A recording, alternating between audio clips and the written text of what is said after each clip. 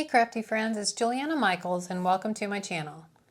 Today I'm sharing something super exciting. I've got my hands on the brand new mini Distress Oxide Ink Pads from Tim Holtz and Ranger Ink. These little guys have been a long time coming and I'm showing you exactly how I use them to create 3 festive Christmas tags. Yes, even in July. Because honestly, it's never too early to get started on your holiday card making. I'll walk you through a stamping technique that actually works better with the mini ink pads, share some helpful tips and tricks for getting the most out of them, highlight a few pros and cons of the new size, and something to keep in mind if you have hand pain or arthritis. Each tag also features one of the Tim Holtz Christmas Stamp and Stencil mixed media sets, designed with 2 stencils in one and slightly scaled down versions of his classic red rubber stamp images. And if you're wondering what to do with your tags, I've got you covered there too. I'll also show you how to turn them into holiday cards with a few simple steps. Now let's get into it.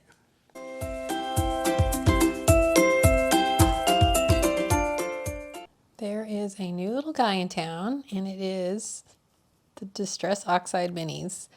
And Tim, many years ago, had said he didn't think this would ever happen, but it has finally happened. They have figured out how to be able to formulate the Distress Oxide ink into a mini ink pad.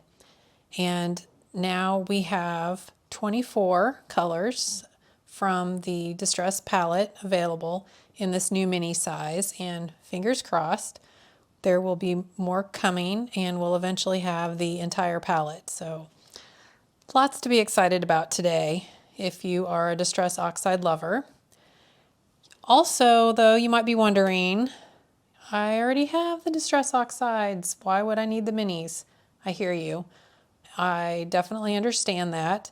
So that's why in this video, I'm going to be kind of talking over some ways that you can use the Distress Oxide minis in some ways that are different than how you could use a full-size Distress Oxide pad. So first off, they're the same size as the regular Distress Inks minis, so nothing has changed there. They are also the exact same formulation as the regular full-size Distress Oxide pads. They're just in a smaller container. I will say that the lids are super tight, and if you do have any kind of hand issues, they are a little bit of a challenge to get open.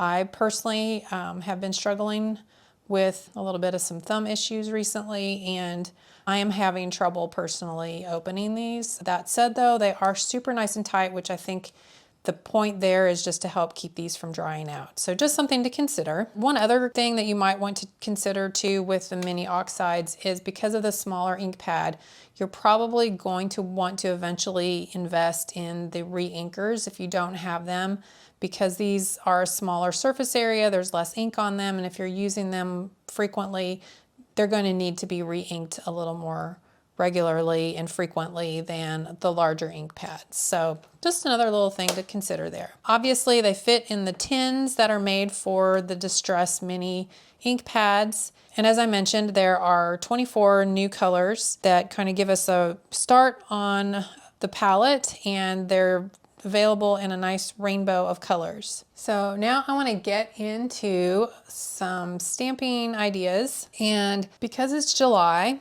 I kind of getting into the Christmas spirit already. I always start thinking about some Christmas crafting this time of the year, and I know it's summertime, but it's just something I personally enjoy getting a little bit of a start on it.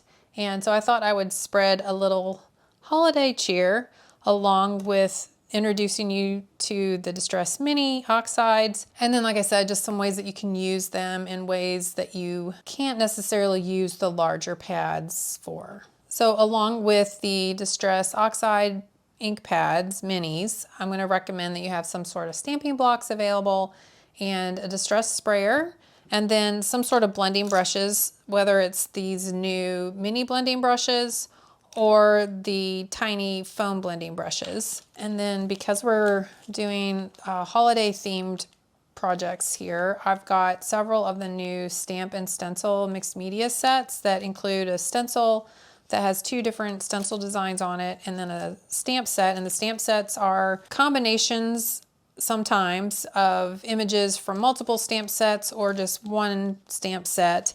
And they're a little smaller than the original stamp sets. So I'm going to be working with this mini set 32. And this is a look at what the full-size set is, which is sketch greenery. And as you can see, it's just a little bit smaller in size compared to the original stamp sets. So they're all just slightly smaller, but not so much smaller that you still can't use them in the same ways. So if you don't have these smaller sets, you can certainly pull out the original sets if you have them.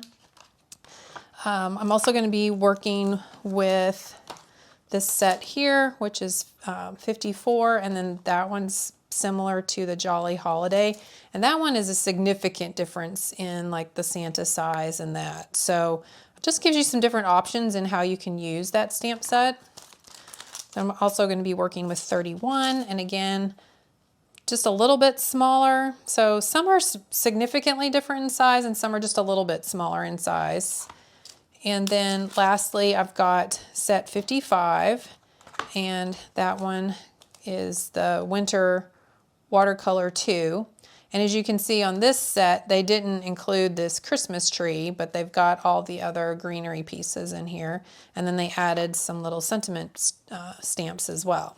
And then I'm going to be working on the mixed media heavy stock tags, the number 8 size. Obviously, feel free to just work on regular cardstock, watercolor cardstock. I would recommend either doing like some sort of watercolor cardstock or mixed media heavy stock or the Distress watercolor cardstock, just something that'll handle some water. But we're not going to be using tons of water, but a little bit. So you definitely want something that can handle that. And if you're not a fan of tags, obviously you can just cut your cardstock to whatever size you want for a card panel. But I'm also going to give you some suggestions on how you can take a tag and turn it into more than just a tag. All right, so for this first example, I'm going to be using the Mixed Media Set 55 and the stamp set here and the stencil. And then the oxide colors I've got for this one are Vintage Photo Antique Linen, Lumberjack Plaid, Bundled Sage, Peeled Paint, Cracked Pistachio, and Weathered Wood. And so I'm just going to start off with this little floral holly piece.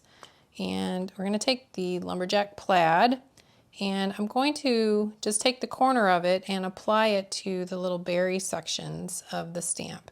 This does not need to be perfect. Just kind of find where those little berries are on the image and just take that little corner and get some ink on there.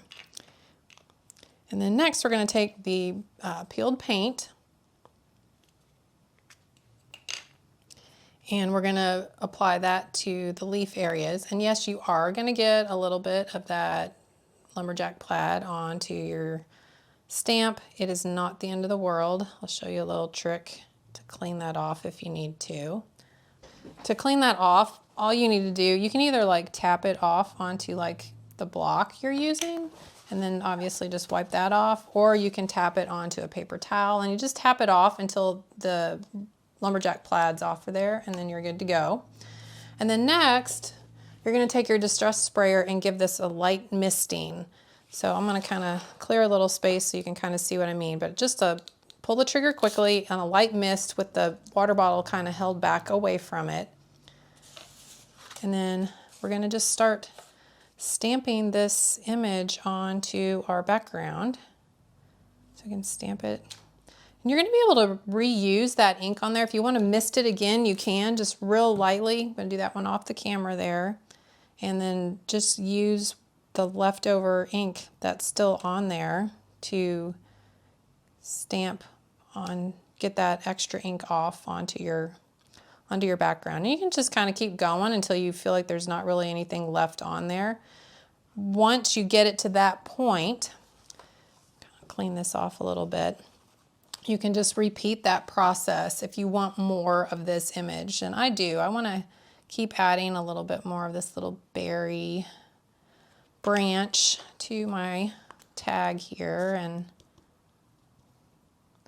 I feel like this is one of those techniques where trying to do this with the larger ink pads would just be really hard to kind of control the placement of the ink. Now, if you don't really care where the ink is going, then it's not really going to be the end of the world. So I'm going to give that another little spritz. But yeah, I really find that this is a great way to add color and kind of color with your stamps. A little bit down in here, a little bit there. I'm just kind of using what's left on here to stamp in there. And then I think I'm going to do a little bit up here in this corner as well. So like if you're doing this on a larger card, you can kind of just spread this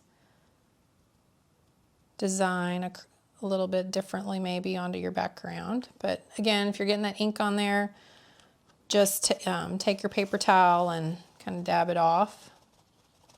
And you'll see that, oh, look, it's gone. So all is good. Give that another little mist. And I'll stamp a little bit of it up here.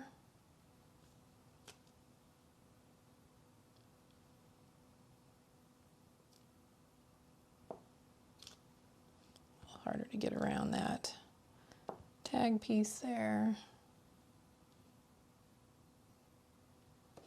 And now what I'm going to do is just continue adding some stamping to this background with some of these other images and just using these smaller oxide inks. For these, I'm just going to kind of stick with one color or so here and there.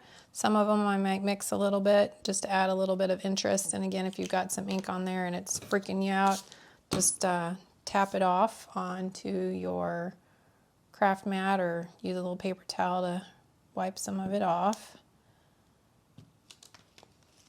And then you can just kind of repeat inking and spritzing and stamping until you're kind of happy with the background, but kind of just building this little forest of greenery here. Oops.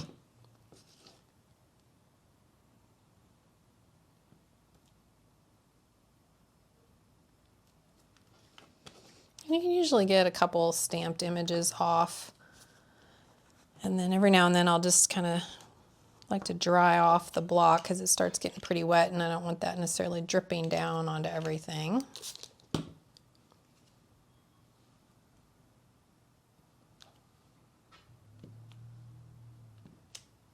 kind of spread that color around. Maybe let's kind of move on to another one here. I'll take this one here. And let's do some weathered wood on that one. Get that a little spritz.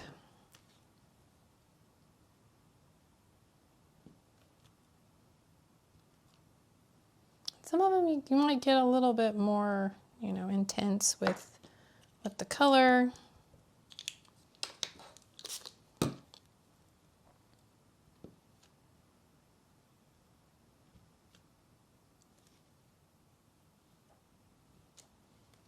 But as you kind of keep stamping and you just get those light little impressions, it kind of gives you some depth and interest in that background as well, which I think is really beautiful.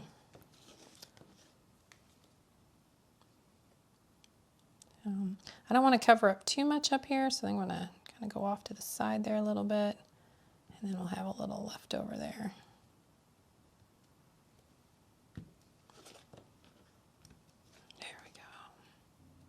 All right, I'm pretty happy with how that looks. So at this point, now I'm just gonna let this dry. It should dry pretty quickly, but if it's, still a little bit wet. You could just give it a quick dry with your heat tool if you want.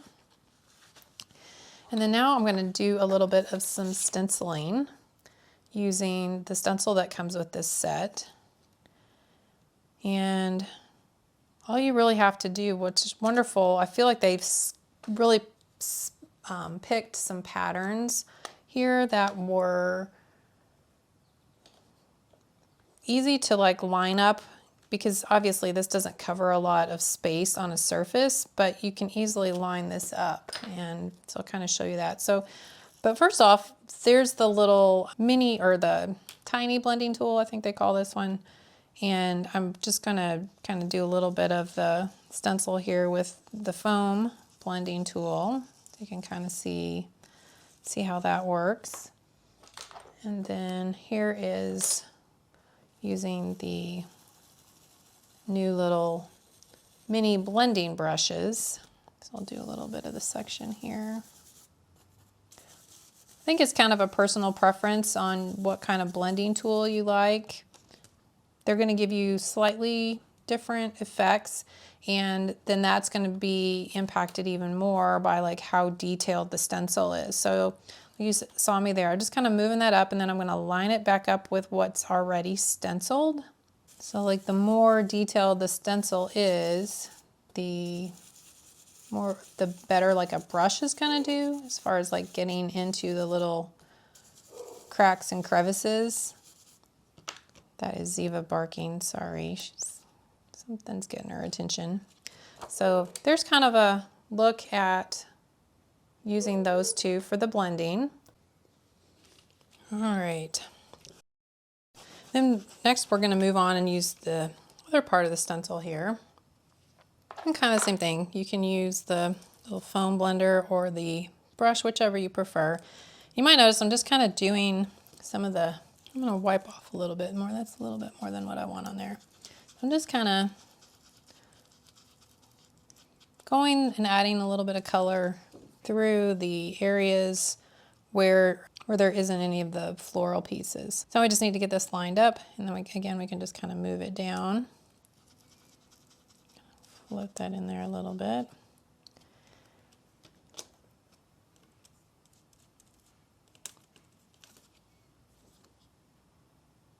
So you get the gist of it. And you know, as far as adding some stencil work there in the background, the example that I initially made, I like a little bit better. I used the weathered wood with the dot stencil and the antique linen with this design. And I do like this a little bit better, and that was kind of a little futz up on my part when I started grabbing colors. I wasn't paying any attention, but this is really more what I was going for to share with you.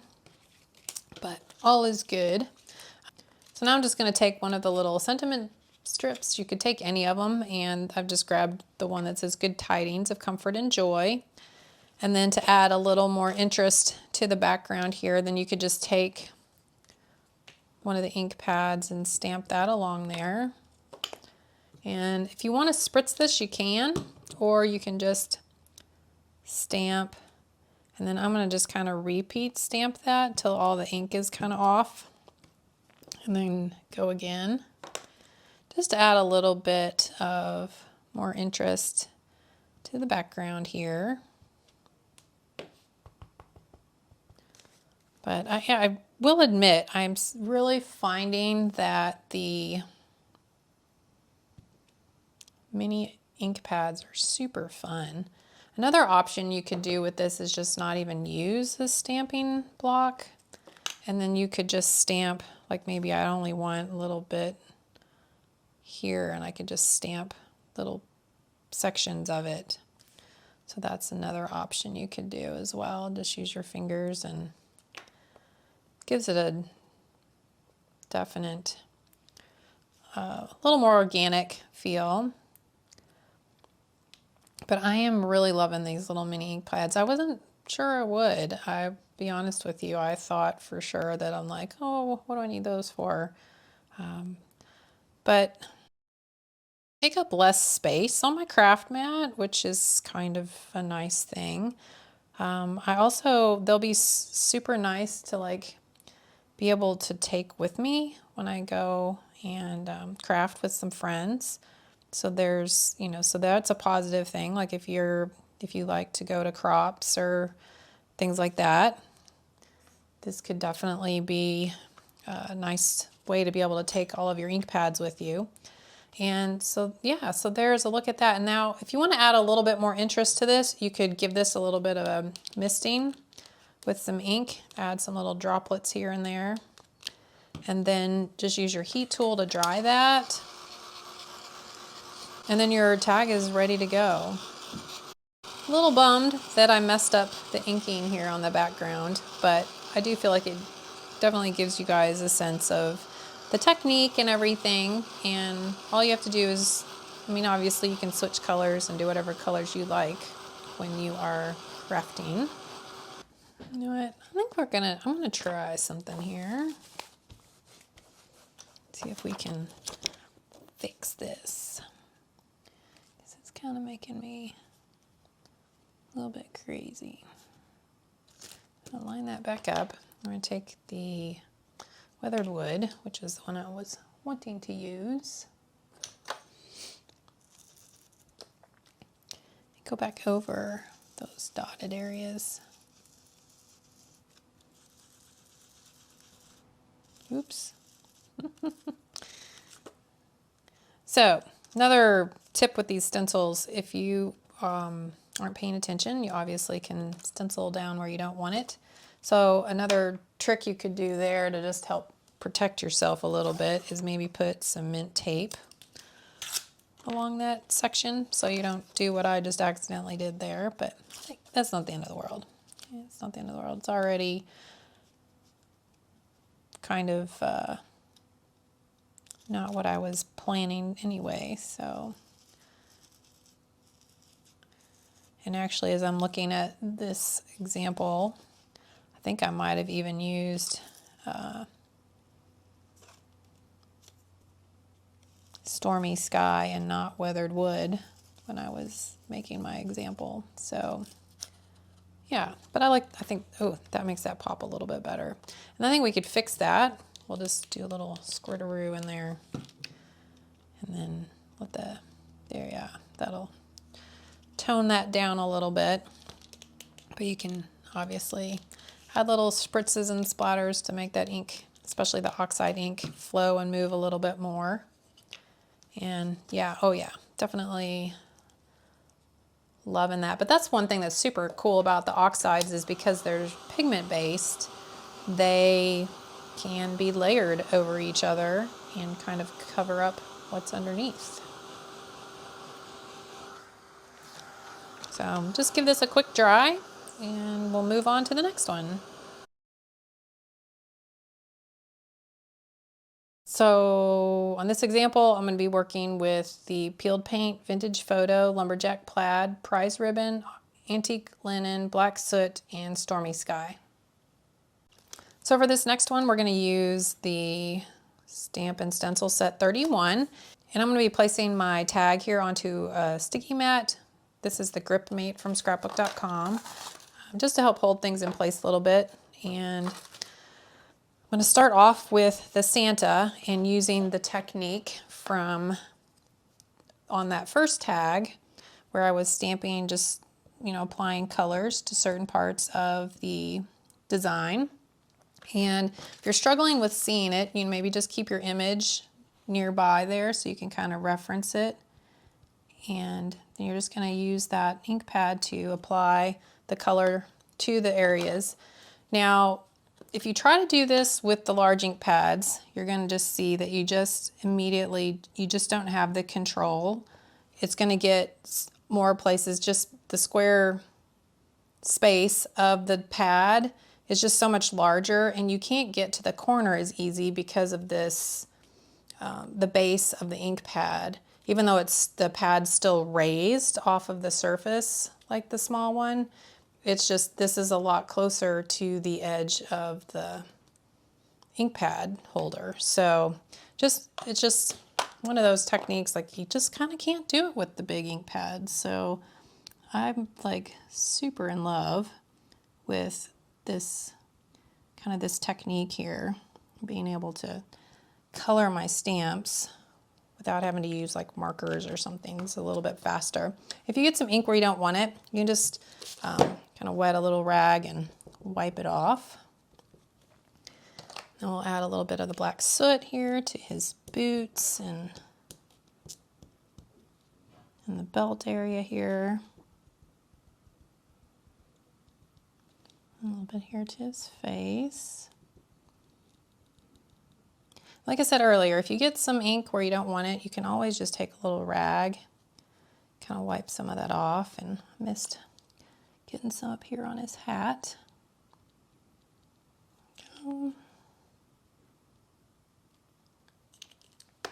Now add a little bit of vintage photo here for the bag.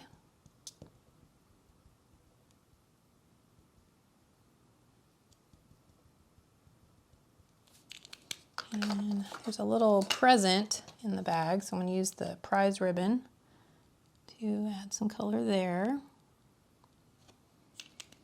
And then we'll add some of the peeled paint. We'll use that for the tree that he's holding. Rotate that around. Get this other side here. And then, you know, you can kind of look at it and feel like you've missed any areas. Kind of go back in and tap over them if you need to.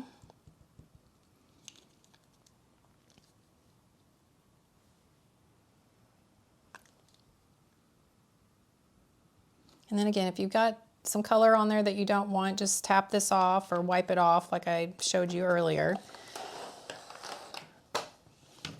Bring our tag back in here.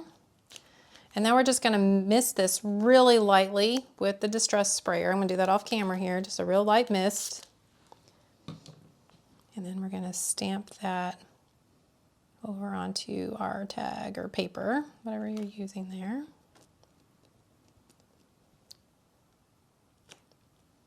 And ta-da! Now, I didn't get a great perfect image there, but I'm super okay with that. I mean, if you're like brave and want to try to like line things back up again, am I brave? We're doing it. See if you can get a little more ink back in there. Ooh, I'm going to let it be. I got lucky there. I kind of like that it's not perfect. And obviously, so if you're getting more blending than you want, just use less water when you spray the stamp. So that might mean you need to like be farther away from the image when you're misting it. It's because you just want a real light misting of it. And if you're using the Distress sprayer, make sure you do it like kind of a quick spray. That will give you a more fine mist. Then obviously there's still ink on here. If you wanted to try to use what's left and stamp it again on another piece of paper, you certainly can. And if you notice your stamp, especially I've noticed the black soot seems to stain and the red a little bit, you can clean it with a stamp cleaner, the clear stamp cleaner from Ranger. And it's not going to get it completely off, but it'll make it a little bit less. So, but not something you need to get concerned with. It's not going to damage your stamps or anything. All right, so now we're going to take some of these other little images and just add some interest stamping to the background. I'm just going to use some of these little stamp blocks here and got this number. And we'll do the stormy sky. And again, I'm just going to give that a light misting. And then I'm going to stamp that up here. And there's probably still enough left over here. We'll stamp it down here. There we go. Perfect.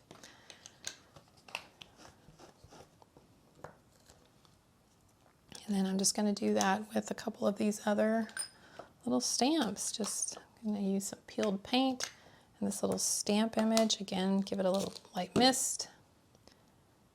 And stamp down here and up here. Feel like you need a little more ink, you can always add more. Get a little stamp light mist. And do another one here. There we go. And I'm going to get the vintage photo.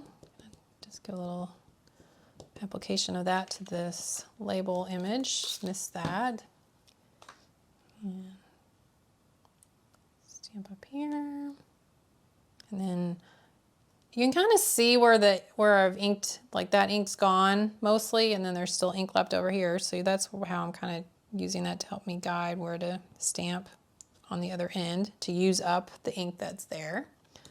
Lastly, we're going to take our little star stamp and use some antique linen. Do a real light, so like inking here.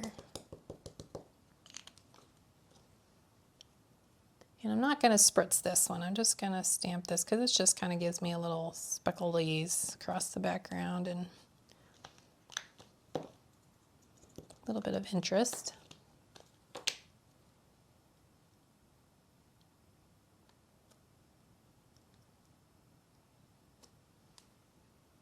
A little bit more down there.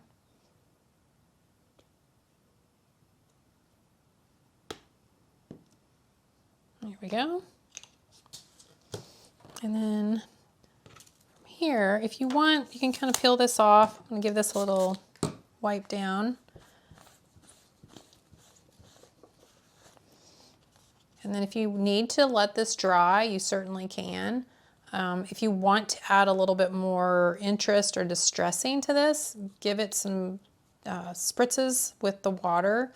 To do that, you can, I would kind of go for more of like a, not an all over misting like we've been doing, but pulling that trigger a little slower and getting some larger droplets. Or if you want a little more control, you can kind of spritz some in your hand and flick it on this way, here and there. So that'll give you a little bit more control maybe. You can also use a brush. There's lots of ways to add some water to this. And then from here, you just want to let this dry or give it a dry. And the last touch I'm going to do here is add a little bit of the stencil work using this striped stencil. And as you can see, this one is going to be great for covering like across the whole thing. But again, if you're worried about inking where you don't want it, just add a little strip of mint tape there to give yourself a little protection. And you can use the blending brush or one of the little blending foam or one of the blending brushes. Either one will work. And I don't want a ton of ink on here, so I'm going to kind of wipe some of it off onto my craft mat so I get a little bit lighter coverage. And then just gonna work in little light sections here. And again, I'm not going for doing the inking over a stamped image. So I'm kind of gonna go lightly, just kind of around where I've stamped. At least this Santa, and if you want to kind of get a little bit light into that, you can. Obviously, as you see, I messed up again, so maybe I need some mint tape down here. I'm not paying very good attention to where the ends of my stencil are. That's all right. It'll be good. So what you need to do then to use this stencil is you just kind of have to slide it down and it will line up again with what you've already stenciled. So because we've goofed up already, let's grab another piece of that mint tape, and I'm going to use that to kind of tape off the bottom here so I don't get ink where I don't want it down there. And again, we'll just do a little bit of inking around our Santy.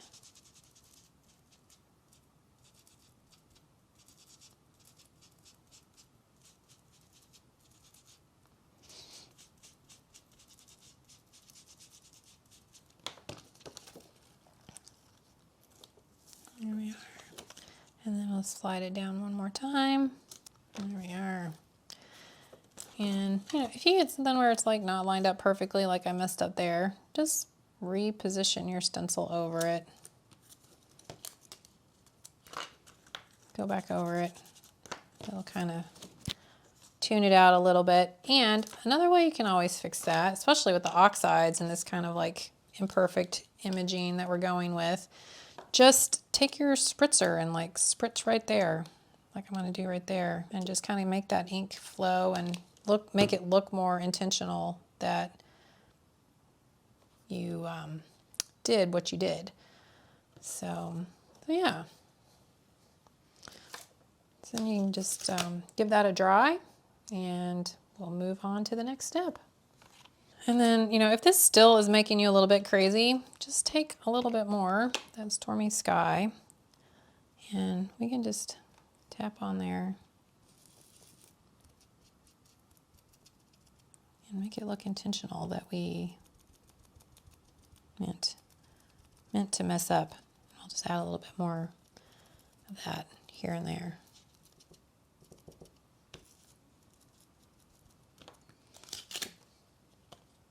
And then what I think I'm going to do to make that kind of blend in a little bit more is give those some spritzes with some water.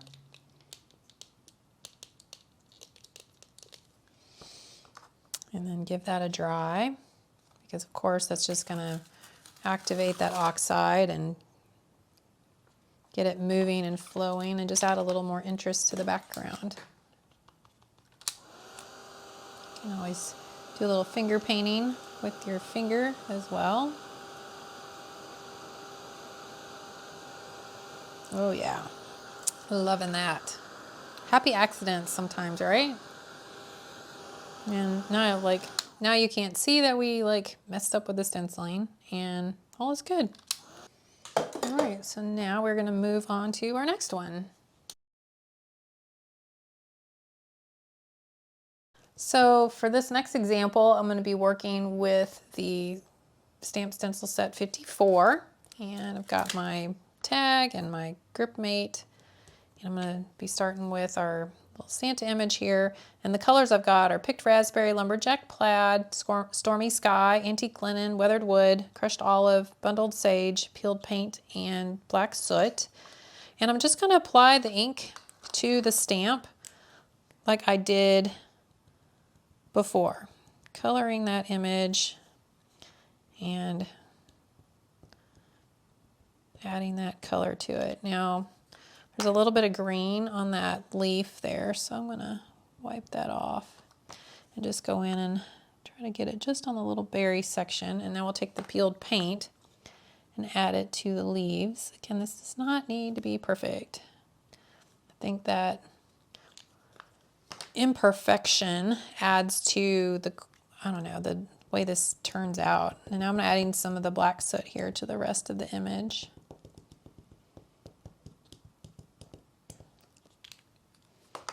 And then I'm going to give this a real light mist off camera here with my Distress sprayer. And then I'm going to stamp that just kind of offset a little bit onto my tag here. There we are. Now that one didn't get super runny. Again, like the more water you have on your image, the more runny that design's going to be. So kind of keep that in mind when you're doing the inking. I kind of feel like you can always make it run more just by giving it a little spritz of water if you want. So, and now really the process is going to be me taking these various images, inking them up with the various colors of oxides, and creating a collage background. So I'm not going to talk through this. I'm just going to kind of let you watch me. I'll have it kind of sped up probably and share this section of it with you that way.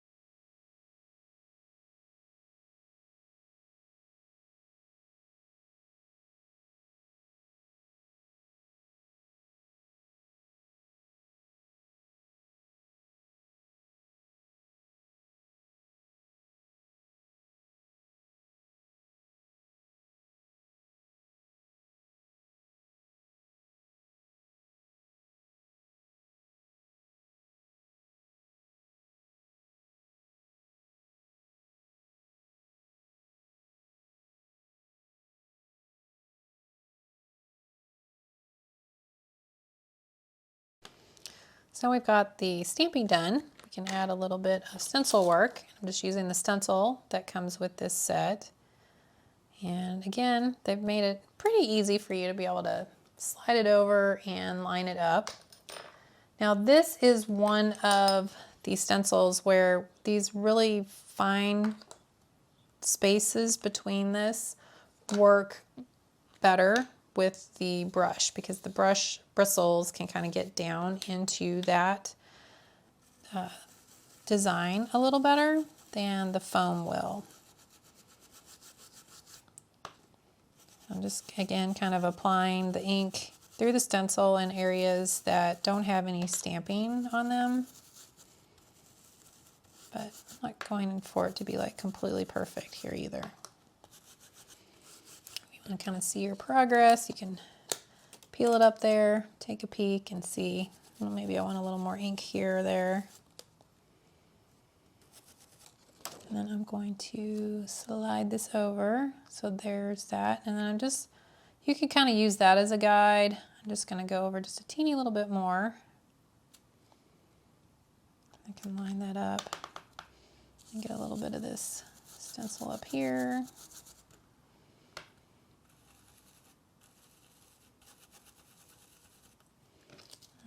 And you can always go back, like if you like go down here, I'm like, oh, there's not enough there. There we go. A little ink down here. Let's see if that's, yeah, that's better. And then the last thing I'm going to do on this one here is I'm just going to take one of the small ink pads. This is another little technique that I think is nice with just the mini ink pads, is doing splatters, because you don't have to like smush a whole ink pad down. You can just take a little bit that you need there. Give that a spritz with some water. Grab your splatter brush and tap away. I don't feel like I'm wasting so much ink. I always feel like when I do splatters with my ink pads, I end up wasting a lot of ink. So to me, that doesn't seem like as much.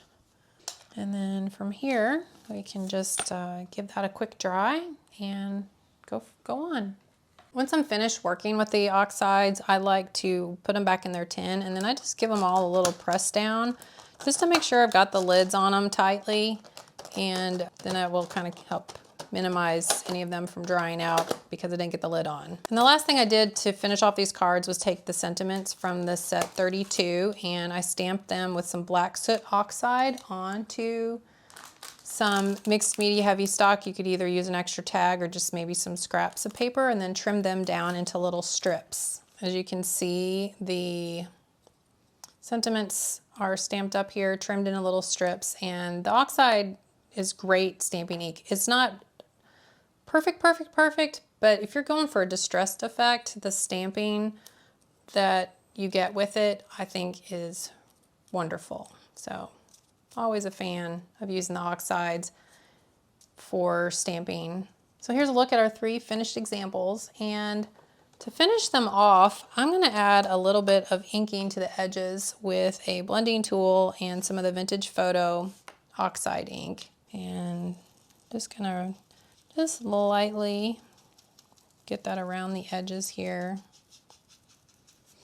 I'm pulling it in off my craft mat, and obviously this is always a step you could skip if you're not a fan of the inky edges. I like the way it kind of frames everything. I like that look. Doesn't have to be your thing. And if you wanted it a little bit darker and more of a contrast, you could use the walnut stain or any other oxide color that you might have. And then, yeah, and then if you want to give that even more interest, you could take your spritzer and just spritz kind of around the edges a little bit.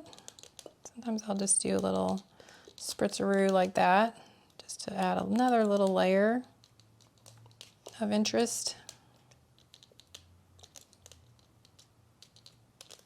And then again, you can set these to the side, dry them with your heat tool, whichever you prefer. And then you can add your sentiments and your tags are completed. All right, so a couple of options, as I mentioned, like if you're not a tag person, I totally get it. But sometimes I just like working on tags because it's just a little different shape and size, and I don't know, just a little break from making cards. But what you can do is take your tag, place it in like a scoring tool, and then just score along like at the 1 inch mark. Fold that away. And then you can attach that to the back side of your tag and then lift that up, and you've got, you know, give this a good crease, I guess. You should do that. Crease that real good. But then the tag can be opened and you can write a message in here and have a card. And then you can use like some mini slimline envelopes to mail that as a card. So, you know, add a little ribbon here at the top and finish this off with your sentiment and you're good to go. So definitely an example there. Another option you could do would be to just trim off the top edge here. So just take your paper trimmer and just trim off the design like right below the hole on the tag. And then you could mat this onto another piece of cardstock and have a little mini slimline card as well. And if you just prefer a standard size card, again, just trim off what you need to make it fit your card. So if you're using these number 8 tags, just trim that panel down to 5.5 inches and you can place it onto a standard size A2 card, which is 4.25 by 5.5 inches, and you're ready to go. So again, just some options on how you can use tags to create a card. You know, you could offset it a little bit, put it in the center one way or the other, and then, you know, add your sentiment and have it overlap. You could put this on some patterned paper behind it or just some other colored cardstock. But definitely some options when it comes to using the tags to create cards with. So you don't have to feel bad about making tags and then asking yourself, what am I going to do with them? So I hope you enjoyed this little introduction into the Distress Oxide mini inks and just seeing some ways that you can use them, and also some Christmas in July holiday inspiration for the upcoming holiday season. And it's never too early to get started on your Christmas cards in my book. So I kind of feel like I've already got a nice little start here. And there'll be something a little different with the shape that they're in. And I kind of like that. Thanks so much for watching. I hope this video gave you some fresh ideas for using the new mini Distress Oxide ink pads and inspired you to start on your holiday projects. Let me know in the comments which tag was your favorite or if you plan to add these minis to your stash. You can find links to all of the products I used in today's video in the YouTube description box. There is also a link for a visual supply list if you want to take a look at the supplies I used. If you like this video, be sure to give it a thumbs up and subscribe for more crafty inspiration, tutorials, and technique ideas. And don't forget to hit that notification bell so you never miss a video. If you're looking for more ways to use Distress Oxide inks, here's another video that you might be interested in checking out. Thanks so much for watching, and until next time, stay crafty, my friend.